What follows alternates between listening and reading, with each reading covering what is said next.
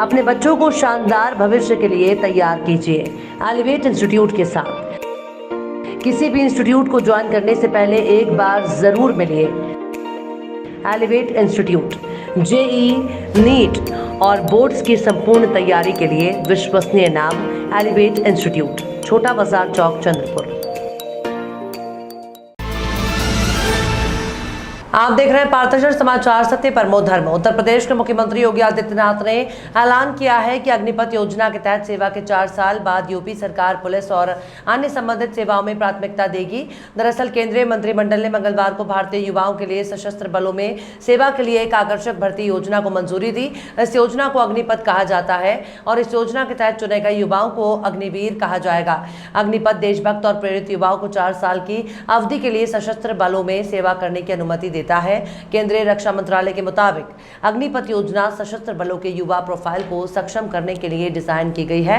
इसी संदर्भ में सीएम योगी ने ट्वीट किया है कि मां भारती की सेवा के उपरांत अग्निवीरों को यूपी सरकार प्रदेश पुलिस और संबंधित अन्य सेवाओं में प्राथमिकता प्रदान करेगी। युवाओं के उन्नयन और उनके सुरक्षित भविष्य के लिए बीजेपी की डबल इंजन की सरकार सतत समर्पित और पूर्णतः प्रतिबद्ध है।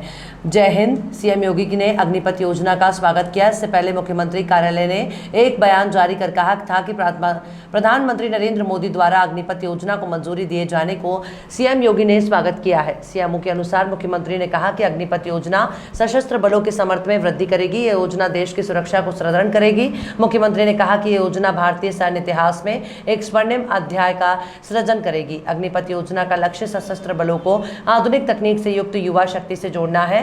इन युवाओं को अग्निवीर की संज्ञा दी जाएगी। 18 जुलाई को राष्ट्रपति पद के लिए चुनाव होगा। इस पद के लिए कौन उम्मीदवार होगा ये अब तक निर्धारित नहीं हो पाया है। एनडीए और विपक्ष नामों को लेकर अनबन कर रहे हैं। अब इस बीच शिवसेना के सांसद संजय राउत ने एनसीपी प्रमुख शरद पवार का नाम आगे बढ़ाया है।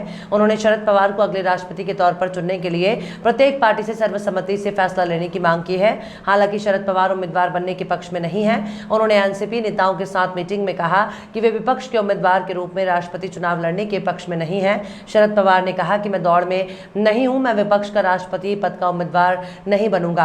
राष्ट्रपति पद के उम्मीदवारों के लिए शरद पवार को आप और कांग्रेस का साथ मिल चुका है।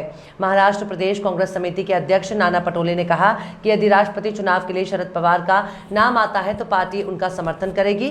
नाना पटोले ने कहा कि यदि राष्ट्रपति चुनाव के लिए प्रत्याशी के रूप में शरद पवार का नाम आता है तो महाराष्ट्र कांग्रेस उनके साथ है।